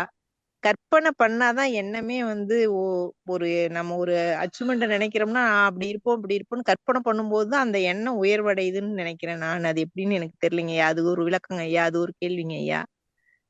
ரெண்டாவது கேள்வி என்னன்னு கேட்டீங்கன்னா, இப்போ நீங்க சொல்றீங்க நம்ம வந்து மனவளக்கலையில நாம அப்படிதான் நினைக்கிறோம். எல்லா அன்பர்களுமே இதுக்குள்ள வந்தவங்க எல்லாமே அப்படிதான் நினைப்பாங்க. ஆனா நம்ம வந்து அத ஒரு சூழல்ல, ஒரு சமுதாய சூழல்ல, ஒரு உறவினர்கள் மத்தியில நாம வந்து அப்படியே வளைஞ்சு ஒரு மாதிரி நம்ம தன்னடக்கத்தோடவே நம்ம அது எண்ணங்களை வந்து நல்லபடியா போட்டுட்டே ஒரு எதிர்ப்பு இல்லாம ஒரு இது இல்லாம இருக்கும்போது நம்மள வந்து ஒரு மாதிரி ஒரு தாழ்வு ஒரு இதோட பாக்குறாங்க. இவங்க இப்படிதான் அப்படின்ற மாதிரி இருப்பாங்க அப்படின்ற மாதிரி நம்மள ஒரு இடத்துல அழுத்தம் கொடுக்க பாக்குறாங்க ஐயா. அது ஒரு சில இடங்கள்ல நானுமே அனுபவிச்சிருக்கேன். அதோடைய விளக்கம் எப்படிங்க ஐயா? அது எல்லா இடத்துலயும் அப்படி போக முடியல. அதுக்கு விளக்கம் சுவாமி தந்திருக்கிறாங்க. மௌனமாய் இருப்பது சிறப்பு, தக்க நேரத்தில் மௌனத்தை கலைப்பது அதை விட சிறப்பு. அப்போ 3 தகமைகளை பெற வேண்டும். நம்ம தவம் செய்வதனால 3 தகமைகள் உண்டு. அது கனிவு, பணிவு, துணிவு. நம்ம சுவாமி கிட்ட பிராக்டிஸ் பண்ணதுனால ரொம்ப கனிவாகவும் பணிவாகவும் இருக்கிறோம். அடுத்த ஆக்ஷனுக்கு வர்றதில்லை சமயத்துல. துணிவு இல்லை. அந்த துணிவோடு எடுத்துரைக்கணும். துணிவோடு எடுத்து உரைக்கலைன்னா நீங்க சொன்ன தாழ்வு மனப்பான்மை, நம்ம இப்படித்தானோ அப்படின்னு நினைக்க தோணும். ஆனா அப்படி இல்லை. நீங்க வலுவுடையவர்கள். பணிந்து போவதனால் வலுவற்றவர்கள் என்று நினைக்க வேண்டாம். பணிந்து போவது என்பது மிகப்பெரிய ஒரு வலிமை. அவங்க அதாவதுங்க, நம்ம தாழ்வு மனப்பான்மையில நம்ம தன்னிலை உணர்ந்துடுறோம். அதாவது என்ன அதாவது சூழல், சமுதாயம், சுற்றம், உறவுகள் மத்தியில வந்து எப்படி நினைக்கிறாங்கன்னா, இவங்க எதை சொன்னாலுமே கொஞ்சம் இது பண்ணிக்குவாங்க, அவ்வளவா இது பண்ணிக்க மாட்டாங்க அப்படின்ற மாதிரி நம்மள ஒரு மாதிரி தட்டி வைக்கிற மாதிரி தோணுது. அதுதான் எனக்கு ஒரு சிரமங்கள் நிறைய இடங்கள்ல நான் பாக்குறேன். அது எப்படின்னு தெரியல. அவங்க ஆளுமை பண்றாங்க. அது எப்படி பேஸ் பண்றதுன்னு நீங்க அனுமதித்ததுனால்தான் அவங்க ஆளுமை பண்றாங்க. அந்த இடத்த துணிவு வேணுங்கிறீங்க. கண்டிப்பா நீங்க அனுமதிக்க கூடாது. அதுதான் கனிவு, பணிவு, துணிவு. வாழ்க வளமுடன் ஐயா. யாருமே உங்களுடைய அனுமதி இல்லாம உங்களை பணிய வைக்க முடியாது. யாருமே உங்களை துன்பப்படுத்த முடியாது வித்தவுட் யுவர் பர்மிஷன். அருமையான விளக்கங்க ஐயா. அதுதாங்க ஐயா இன்னும் ஒரு கேள்வி. அதுதாங்க ஐயா, அவங்க அம்மா கேட்டப்ப நீங்க சொன்னீங்க கற்பனைகள் இல்லாமல் இருப்பதே நல்லதுன்னு சொன்னீங்க. அந்த கற்பனைகள் இல்லாம எண்ணத்தை எப்படிங்க ஐயா போட முடியும்? நம்ம ஒரு கற்பனை வச்சுதானே அந்த எண்ணம் வலுவடையாது நமக்கு. கற்பனைகள் எல்லாம் வெற்றி அடைஞ்சிருக்கா? அதாவது நாம ஒரு இடத்துக்கு இப்ப போகணும் அப்படின்னு கூட நினைப்போங்க ஐயா. அங்க போகலாம், அங்க போனா எப்படி இருப்போம் என்ன அப்படின்ற மாதிரி ஒரு கற்பனை செஞ்சிருப்போம். ஆனா அது ஒரு நாளையில அது எண்ணம், அந்த கற்பனை எண்ணம் நல்ல எண்ணமா இருந்தா நிறைவேறுதுங்க ஐயா. அப்ப கற்பனையான நல்ல எண்ணம் ஓகே, தீய எண்ணமா இருந்தது தப்பு. அந்த கற்பனை நல்ல எண்ணங்களுக்கு கற்பனை நல்லதுதான். கற்பனையான நல்ல எண்ணம், கற்பனையான நல்ல எண்ணம். ஆனா எண்ணம் என்பது கற்பனையா இருக்கவே முடியாது. எண்ணம் என்பது உண்மை. எண்ணம் வந்துதான் கற்பனை வருங்கிறீங்க. ஆமா, எண்ணத்துல சில இருக்கக்கூடிய விஷயங்கள் கற்பனை. எண்ணம் என்பது உண்மைதான். அது உள்ளிருந்து பேசுவது, உள்ளிருந்து வெளியே வருவது. எங்க உள்ள எப்படி போச்சு? ஏற்கனவே செய்த செயல்கள், செய்ய நினைத்த ஜோடனைகள் அத்தனையும் என்ன விதமாய் பதிந்தது. அப்போ அங்க கற்பனை இல்லை, எண்ணம் என்பது உண்மைதான். அந்த எண்ணத்துல சில கற்பனைகள், இப்படி இருக்குமோ இப்படி இருக்குமோ இப்படி இருக்குமோன்னு சொல்லிட்டு கற்பனைகள். அப்ப அந்த கற்பனைகளை ஒழித்து தான் ஆகணும். கற்பனைகள் இருக்கக்கூடாது. கற்பனையில எப்படி வாழ முடியும் நீங்க? கற்பனை வரக்கூடாது. அனுமானம், தவத்துல சித்தி அடைவது என்பதெல்லாம் அனுமானம் தான். சிந்திங்க, இதுக்கு இன்னும் ஆழமான விளக்கம் உங்களுக்கு வரும். இன்னும் ஆழமா வாழ்க வளமுடன் ஐயா. அம்மா வாழ்க வளமுடன். அம்மா சுசீலா அம்மா வாழ்க வளமுடன். நன்றிகள் அம்மா, வாழ்க வளமுடன், வாழ்க வளமுடன். அம்மாவை தொடர்ந்து அமுதா நமசிவாயம் அம்மா, நீங்க ஐயா கிட்ட உங்களுடைய கேள்விகள் கேட்கலாங்கம்மா. அமுதா நமசிவாயம் ஐயா வணக்கம், வாழ்க வளமுடன் ஐயா. வணக்கம், வாழ்க வளமுடன். 3 வளர்நிலை 3ங்கிறத நான் எக்ஸ்பெக்ட் பண்ணவே இல்லைங்க. இவ்வளவு விஷயம் உள்ள பொதிந்து நீங்க அது நிதானமா எளிமையா இவ்வளவு நிதானமா நீங்க இப்படி பேசுவீங்கன்னு எக்ஸ்பெக்ட். எப்பவுமே உங்களோட குரல் கணீர் கணீர்னு கேட்டு இவ்வளவு நிதானமா அப்படியே ஆள் மனசுல உட்காந்துருச்சுங்க. மௌன கிளாஸ்ல நீங்க எடுத்தா எப்படி ஒரு ஆழ்நிலை தியானத்துல உட்கார்ந்து இருக்கும் போது இதை சொல்லுவீங்களோ அந்த ஒரு ஃபீல் இருந்துச்சுங்கய்யா. இந்த அணுகா நிலைக்கு நான் கேள்வி வச்சிருந்தேன். அதுக்கு நீங்க கொடுத்த விளக்கம் கரெக்டா இருந்துச்சு. அப்புறம் பணிந்துதான் போயிட்டு இருக்கிறோம். அந்த சில இடத்துல பணிந்து போக வேண்டாம் நீங்க கொடுத்தது நேர்ல சொல்லுவீங்க.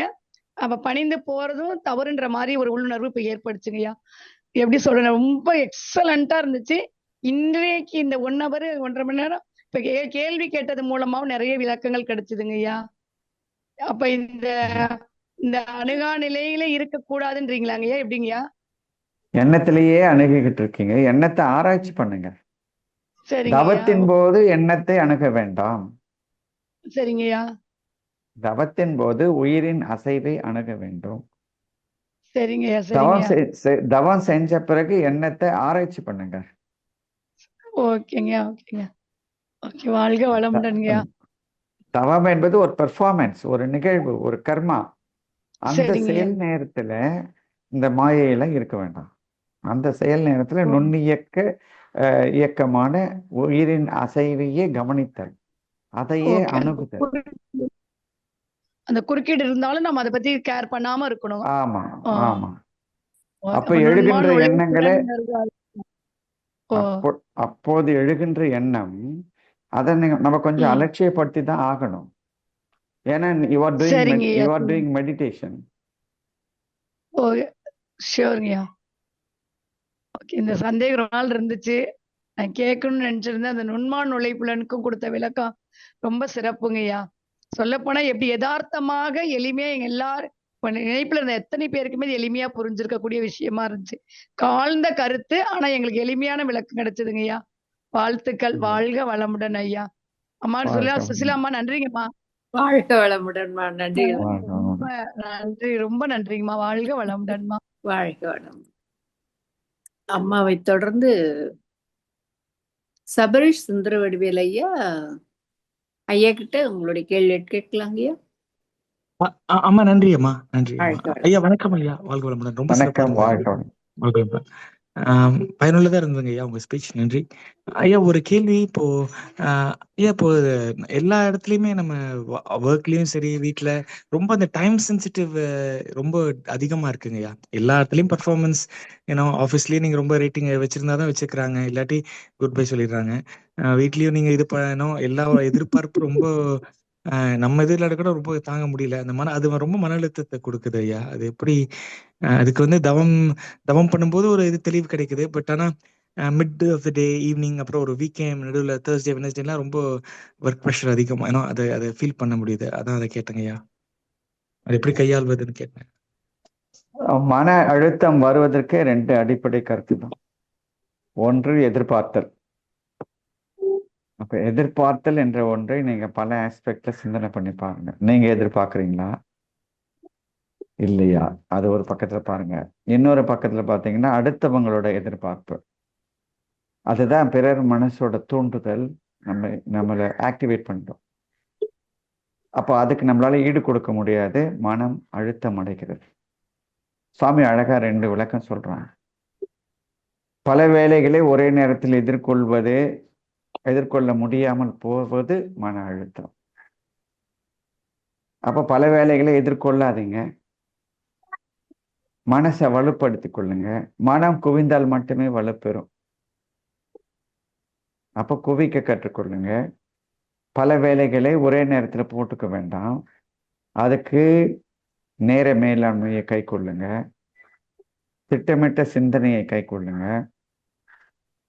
நாம செஞ்சுதான் ஆகணும் நம்மளை ப்ரெஷர் பண்ணும்போது அதை பிளான் பண்ணி அந்த ஒர்க்கை ஒர்க்ல ஈடுபடுங்க. எல்லாமே நிகழ்ச்சி தான். இந்த நிகழ்ச்சி கூட முடிஞ்சு போயிடும்.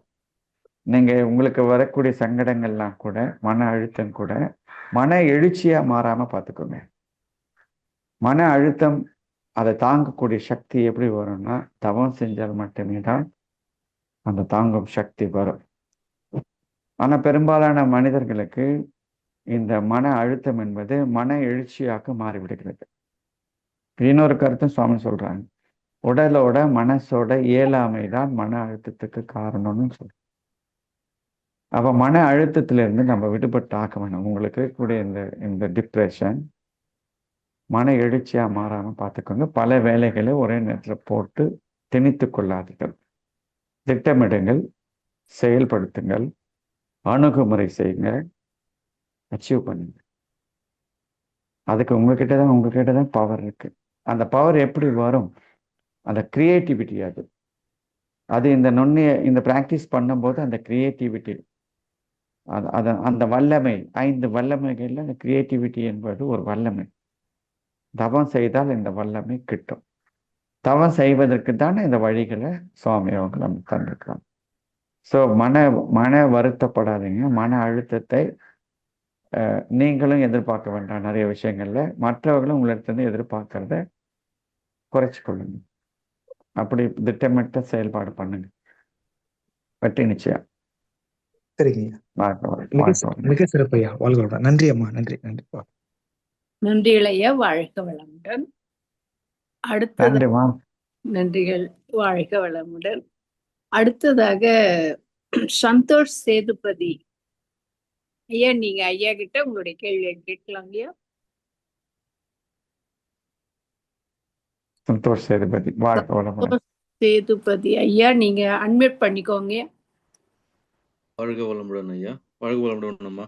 வாழ்க. ஐயா, ஒரு அற்புதமான தகவல் இன்னைக்கு கொடுத்துருக்கீங்க. இதுல இப்ப இது எல்லாமே இந்த நிலைகள் எல்லாமே நம்மளுடைய அறிவின் நிலையை பொறுத்து தான் எல்லாருக்கும் ஒவ்வொருத்தருக்கும் மாறுது. ஸோ அந்த அறிவு எப்படிப்பட்ட அறிவா இருக்கணும்? நம்ம சொல்லுவோம் இல்லைங்களா, கூர்மை, சீர்மைன்னு சொல்லுவோம் இல்லைங்களா. ஸோ அதெல்லாம் சரியான ஒரு நிலையில இருந்தாதான் நம்ம அறிவு சரியான திசையை நோக்கி பயணிக்கும். இல்லைன்னா அது தளர்ந்துரும் இல்லைங்களா. அதை பத்தி கொஞ்சம் சொல்லுங்க ஐயா. அதாவது அறிவின் நிலைகளை பார்த்தீங்கன்னா பல அறிவு நிலைகள் இருக்கு. கற்றறிவு, பற்றறிவு, முற்றறிவு, அதுக்கு முன்னாடி புலனறிவு. இதெல்லாம் அறிவோட என்ஜாய்மெண்ட்ஸ் அண்ட் எக்ஸ்பீரியன்சஸ். அப்ப இதெல்லாம் கொஞ்சம் விடுக்க வேண்டியது தான். இதுல இருக்கும்போது கொஞ்சம் அகங்காரம் வருது, அதையும் விடுக்க வேண்டியது தான். கற்றறிவுல இருந்தாலும் கொஞ்சம் வரும். பற்றறிவுல இருக்கும்போது தனதுதான் அறிவு நிலையெல்லாம் இருக்கும். இதை கடந்து முற்றறிவுக்கு செல்ல வேண்டும். அதுதான் துரியாதீதத்தை சக்சஸ் ஆறது. அந்த துரியாதீதத்துல சக்சஸ் ஆவதற்கு இந்த மன தூய்மையும் வினை தூய்மையும் கற்றறிவு, இந்த கற்றறிவை வைத்து கொண்டுதான் அந்த முற்றறிவை நோக்கி சக்சஸ் ஆக முடியும். அது கொஞ்சம் கொஞ்சமா தான் சக்சஸ் ஆகும், அச்சீவ் ஆகும். எப்படி இயல்பா இருக்கிறீங்களோ இயல்பா இருங்க. எதை விடுக்கணும்னு நினைக்கிறீங்களோ அதை விட்டுடுங்க, அவ்வளவுதான். இயல்பா இருங்க. இயல்புத்தன்மையில எது தேவையில்லையோ அப்படின்னு உங்க மனம் குருவாக சொல்றதோ அதை விட வேண்டியதுதான். அறிவின் நிலைப்படைகள்ல கொஞ்சம் கொஞ்சமா வரும். ஆனா நம்ம விளக்கத்துக்கு வந்து விட்டாலும் கூட பழக்கத்தில் தான் இருக்கிறோம். அந்த ஆராய்ச்சி, தெளிவு, முடிவு. ஆராய்ச்சியிலையும் ரிசர்ச் பண்ணியிருக்கிறோம். தெளிவு வந்தாலும் கூட முடிவெடுக்க முடியாம மீண்டும் அதே நிலையில வாழலாம். ஸோ கொஞ்சம் ப்ராக்டிஸ்ல தான் வரும் அது. சரி. அது தவம் மூலியமா நம்ம பண்ணலாம் இல்லைங்களா? தவம் மூலியமா தான், தவத்துல தான் இது வரும். ம். கொஞ்சம் கொஞ்சமா ப்ராக்டிஸ் பண்ண வேண்டியதுதான். இதுக்கு ப்ராக்டிஸ்லாம் அச்சீவ் ஆக முடியும். சசிகலாமா கூட ஏதோ வந்து இது சம்பந்தமா தான் கேள்வி கேட்டாங்க. அவங்களால வந்து ஃபேஸ் பண்ண முடியலன்னு சொன்னாங்க. ஸோ அந்த அறிவு எப்ப தளருதோ, நம்ம எப்ப நம்ம அறிவை விட்டு கொடுக்குறோமோ அப்ப ஃபேஸிங் கெப்பாசிட்டி இல்ல, ம். அதுதான் எதிர்கொள்ள முடியல. ஃபேஸிங் கெப்பாசிட்டி ஏன் இல்ல? உறுதி இல்ல, மன உறுதி இல்ல. பொதுவா திங்க் பண்ணி பாருங்க. நான் இது வரைக்கும் நிறைய பெரிய விஷயங்கள்லாம் படிச்சிருப்பீங்க. அந்த படிச்சதை உங்களோட லைஃப்ல கொண்டு வர முடியுதா? ப்ராக்டிக்கலா கொண்டு வர முடியுதான்னு பார்த்தா நிறைய விஷயங்கள் முடியல. என்ன காரணம்னா உறுதி இல்லை, வைராக்கியம் இல்லை. அந்த வைராக்கியம் எப்படி வரும்? தவம் செஞ்சா மட்டும்தான் அந்த வைராக்கியம் வரும். அந்த வல்லமை அது. அந்த வைராக்கியத்தோட எதிர்கொள்ளணும். வாழ்க வளமுடன். ரொம்ப சிறப்பையா. வாழ்க வளமுடன். நன்றி. நன்றி, வாழ்த்துக்கள். நன்றிகள் ஐயா, வாழ்க வளமுடன். அடுத்ததாக ஆண்ட்ராய்டு ப்ளூ டிராய்ட் ஐயா, உங்களுடைய பெயரை சொல்லிட்டு ஐயா கிட்ட உங்களுடைய கேள்விகள் கேட்கலாம். வணக்கம், வாழ்க வளமுடன். அம்மாவிற்கு வணக்கம், வாழ்க வளமுடன். வாழ்க வளமுடன். உங்க பேருமா? என் பேரு நிரேஷ்ங்க, நான் நாமக்கல். ஓகேங்க, வாழ்க வளமுடன். கேளுங்கம்மா, கேளுங்க. அம்மா வாழ்க வளமுடன். வெளியில போயிட்டாங்க. சங்கரி ஜோதி அம்மா, நீங்க ஐயா கிட்ட உங்களுடைய கேள்வி கேட்கலாங்கம்மா. குடுவாஞ்சேரி. வாழ்க வளம். வாழ்க வளமுடன் சுசிலாம்மா, வாழ்க வளமுடன். வாழ்க வளமுடன் ஐயா, வாழ்க வளமுடன் ஐயா. வாழ்க வளமுடன் ஐயா. தெளிவான சிந்தனை வருங்க ஐயா, சிறப்பா இருந்தது. எங்களுக்கு கொஞ்சம் கொஞ்சம் சந்தேகம்லாம் இருந்தது. எல்லாருடைய கேள்விகள் கொடுக்குற நீங்க அந்த பதிலே எங்களுக்கு எல்லாமே யூஸ்ஃபுல்லா இருந்ததுங்க ஐயா. ரொம்ப சிறப்பா இருந்தது. எளிமையா நீங்க இருந்தது. அதை கண்ணை மூடி நம்ம மௌனத்துல உட்கார்ந்துருந்தேன். இப்ப கேட்கும்போது அப்படியே ஃபுல்லா உள்வாங்கிறதுக்கு ரொம்ப ஈஸியா இருந்ததுங்க ஐயா. ரொம்ப நன்றிங்க ஐயா. அடிக்கடி இந்த ஸ்பீச்சுக்கு நீங்க வந்து கொடுக்கணுன்றது எங்களுடைய தாழ்மையான வேண்டுகோள். சுசிலாம்மா வாழ்க வளமுடன். ஐயா அவருடைய அன்பு குடும்பமும் அவர்களும் வாழ்க வளமுடன். அருட்பேராற்றல் கருணையினால் ஐயா அவருடைய உடல் நலம், குடும்ப நலம், அவருடைய பொருளாதாரமின்மை, அவருடைய ஆன்மீக அர்த்தொண்டு மென்மேலும் சிறக்க வாழ்க வளமுடன் ஐயா. குருவர்களும் இறைவர்களும் எப்போதும் துணை இருக்கட்டும். வாழ்க வளமுடன். நன்றிங்க அம்மா, வாழ்க வளமுடன். அம்மா அவருடைய தொண்டு வாழ்க வளமுடன். நன்றிகள் அம்மா, வாழ்க வளம். வாழ்க வளமுடன். அடுத்ததாக ஆண்ட்ராய்டு ப்ளூ டிராய்ட் உங்களுக்கு அன்மியூட் கொடுத்துருக்கேன். உங்க பெயரை சொல்லிட்டு நீங்க ஐயா கிட்ட உங்களுடைய கேள்வியை கேட்கலாம். அங்க காணும் போல இருக்கு. ஓகேங்க, நிகழ்ச்சி நிறைவு செஞ்சுக்கலாம். சுந்தரமூர்த்தி ஐயா, நீங்க ஐயா கிட்ட உங்களுடைய கேள்விகள் கேட்கலாம் ஐயா. அம்மா வணக்கம், வாழ்க வளமுடன். பேராசிரியா வாழ்க வளமுடன். வாழ்க வளமுடன். மிக ஆழமான அருமையான சிந்தனையா. எல்லாரும் சொன்னது போல நல்ல ரொம்ப மறுபடியும் ஒரு முறை யூடியூப்ல வரும்போது நல்ல ஆழ்ந்து கேட்கக்கூடிய ஒரு அருமையான சிந்தனையா இருக்கு. இப்போ நமக்கு வந்து பணிவு, கனிவு, துணிவு மகரிஷி அவர்கள் சொல்லியிருந்தா கூட அது நம்ம தவம் பண்ண மனவளக்கலையில் இருக்கோம். சரி, எது இருந்தாலும் நம்ம வந்து அப்படியே அக்செப்ட் ஆஸ் இட் இஸ் அப்படின்ற மாதிரி எல்லாத்தையும் பொறுத்துட்டு போகும்போது அந்த கனிவு, பணிவு பெரும்பாலும் இருக்கு. துணிவுன்னு வரும்போது ஒரு ஆர்குமெண்ட்டாகவும் ஒரு அவங்கள எதிர்த்து பேசணுமோ அப்படின்ற ஒரு இது வரும்பொழுது அது ஏன் நமக்கு அப்படின்னு போகிற மாதிரி இருக்குங்க. ஆனால் சில நீங்கள் சொன்ன மாதிரி துணிவு வந்து ஆகணும். உங்கள் உரையில் ரொம்ப அருமையாக புரிஞ்சுக்கிட்டோம். துணிவு இருந்தால் நமக்கு அந்த அவங்க அப்படிதான் அப்படின்ற ஒரு இது இல்லாமல் ஒரு ஏமாளி மாதிரியா ஒரு பிராண்ட் பண்ணிடாம இருக்கிறதுக்கு நம்மகிட்ட அந்த துணிவு இருக்குன்றதை மிக அருமையாக சொன்னீங்கய்யா. ரொம்ப சிறப்பாக இருந்தீங்க. நல்ல அருமையான உரை. ஒரு தொண்டு சிறக்க வாழ்த்துக்கள். வாழ்க வளமுடன் ஐயா. வாழ்க வளமுடன்.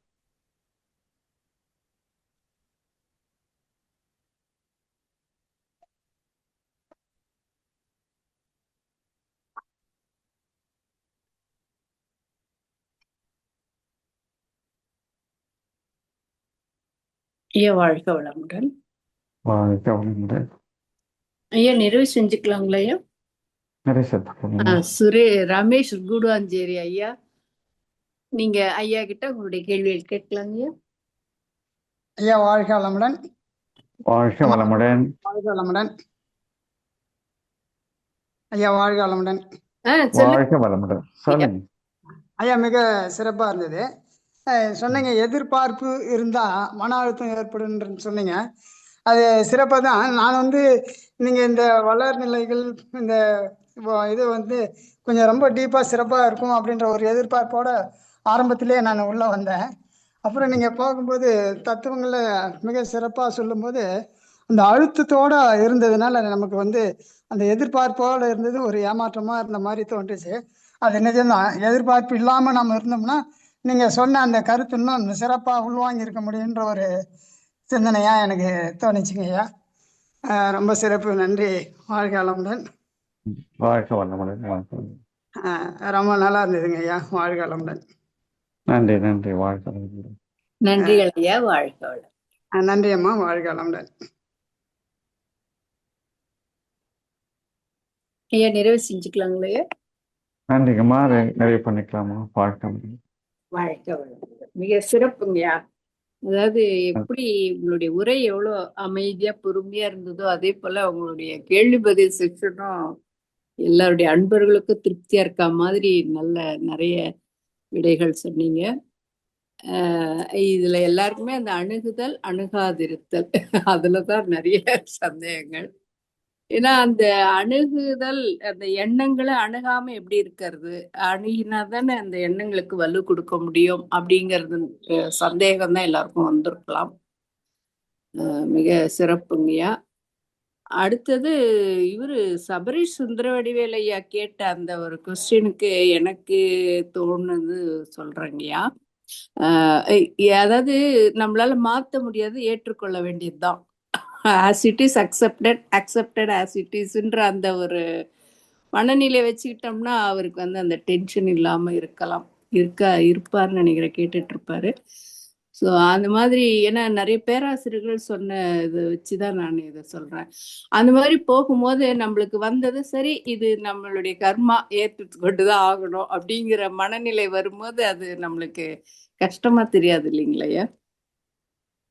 கண்டிப்பா. அது மாதிரி கொஞ்சம் அந்த மெத்தடையும் நம்ம ஃபாலோ பண்ணும்போது நம்மளுக்கு அந்த ஒரு மன உளைச்சல் இல்லாம இருக்கிறதுக்கு வாய்ப்புகள் உண்டு. மிக்க நன்றிகளையா. வாழ்க வளமுடன். நம் கடமை அறவாழ்வின் நாட்டத்தே